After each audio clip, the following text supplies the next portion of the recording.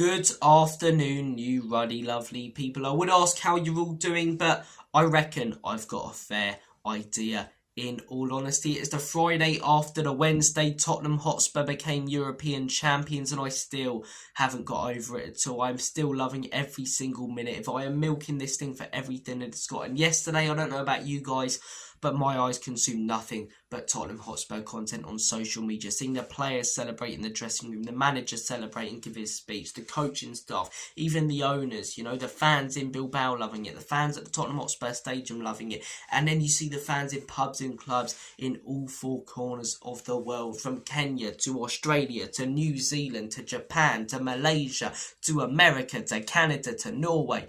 Everyone across the globe is a Spurs fan loving what the football club did on Wednesday. It goes to show how football can really have such a big impact on people's lives, and there's nothing like it when you watch your team lift a major trophy. There really isn't. I've been speaking to a few mates over the last few days who haven't seen their clubs win major trophies, and apart from the Arsenal ones, I've said I really hope you can, you know, celebrate this one day and have a moment like that, because there is genuinely nothing that comes close to it. Absolutely nothing, football wise and sporting wise. It is the best feeling ever.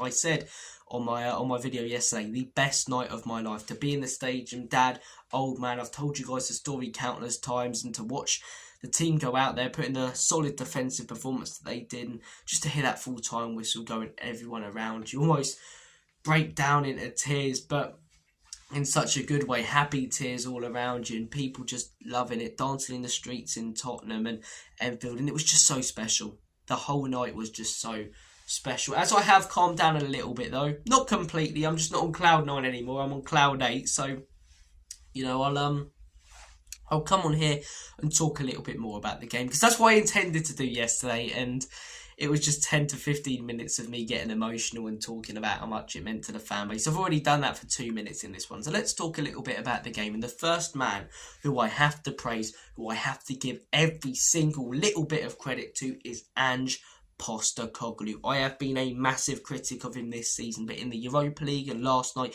he got it absolutely spot on. He shut fans like me up, and I couldn't be more happy. I always win things in my second season. It's a brash statement, it's a bullshit statement, one that if you don't live up to will haunt you for the rest of his life, but I guess we'll never know what the reaction would have been if he didn't live up to it, because he did. If buts and monkey nuts. He went out there, he proved his statement right, he talked the talk, and he definitely walked the walk, and fair play to him. Technically, despite the 21 losses, despite all the pain that he's put us through at times as Spurs fans, he's done his job, and he's done it well. Over the course of 2 years, in his first season, he qualified us for the Europa League. In his second season, he won a trophy and qualified us for the Champions League. There's a very simplistic way of looking at it with pure tunnel vision, but that's what he's done, and fair play to him. Tactically, spot on though, right? No number 10.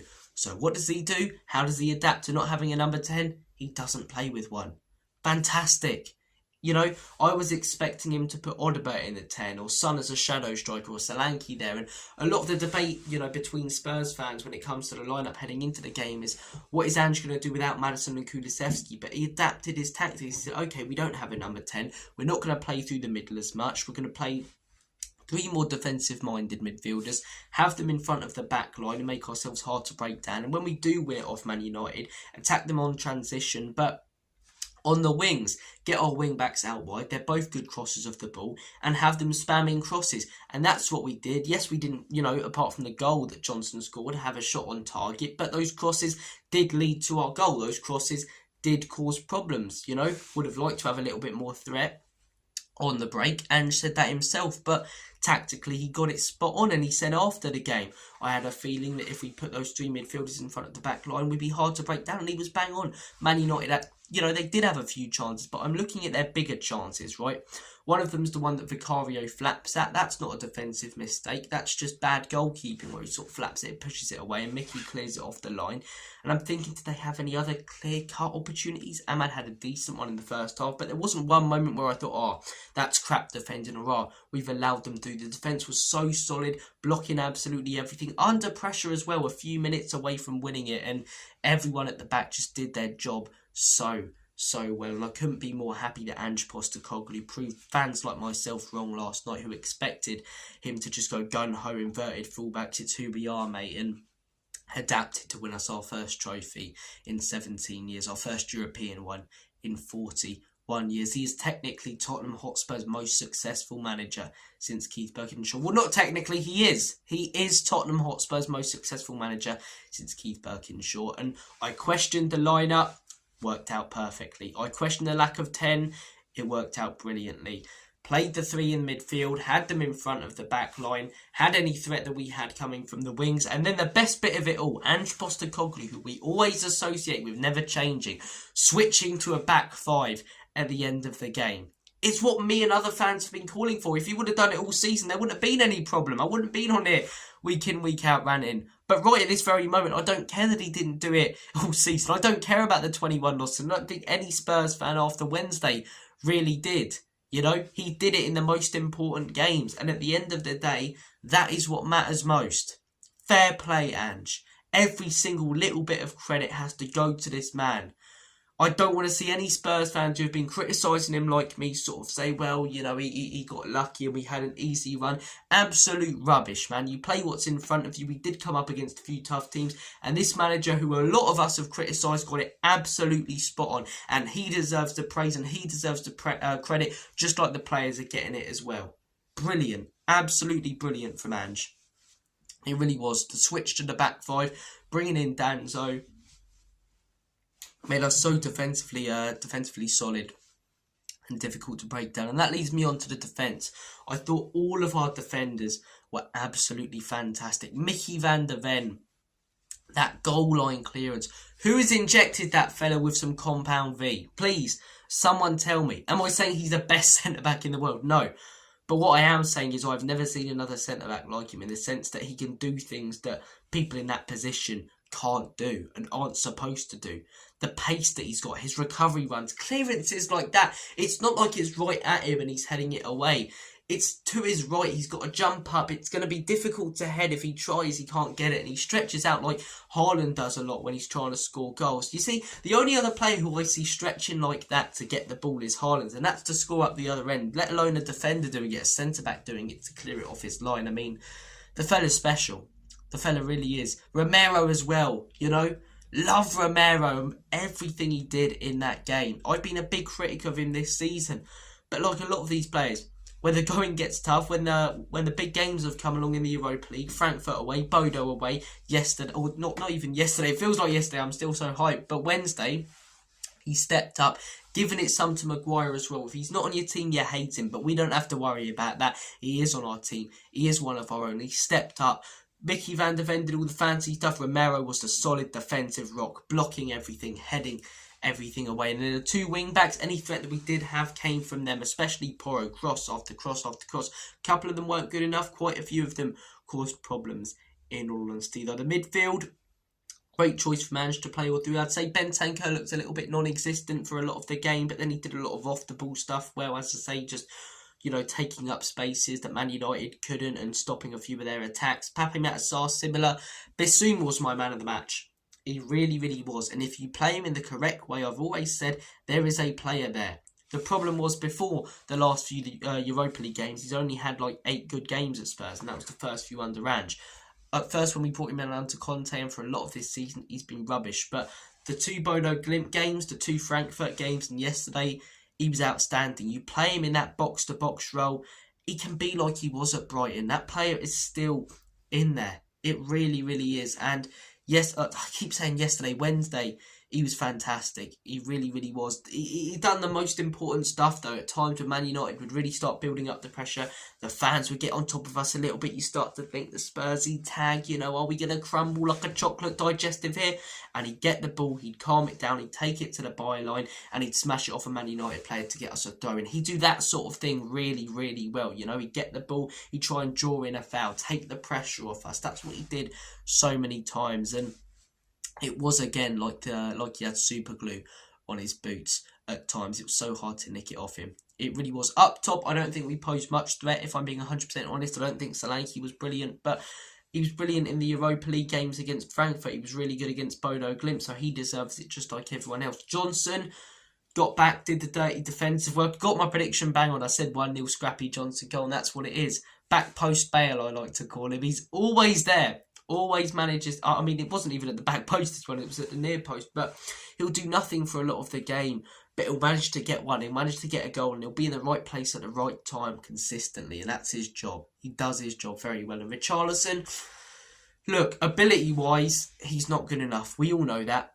Like, come on, ability-wise, he is not good enough. But passion-wise, he's one of my favourite players. He's one of my dad's favourite players because he's someone who genuinely loves the club. And that's hard for a lot of players who come from abroad to sort of feel that connection, especially unless you're like here for longer than 5 or so years. But he's only been here for a few years, but you can see how much it means to him. You can see how passionate he is. You can see why Everton's fans love him when you see the videos of him drumming with the fans in the stands, you know. But it was his defensive work and his work rate overall that was just brilliant. Getting back, doing the the doggy work and stuff, and trying to do the horrible, dirty, nasty stuff. And yeah, he was fantastic. He really, really was. From a Man United perspective, I thought they were really poor. I thought it takes two to tango, and it was a poor game overall. But our tactics worked perfectly, and they couldn't break us down. They had no plan B. I was very surprised that Ruben Amorim took 71 minutes to make a substitution. I thought when he first brought on Garnacho for about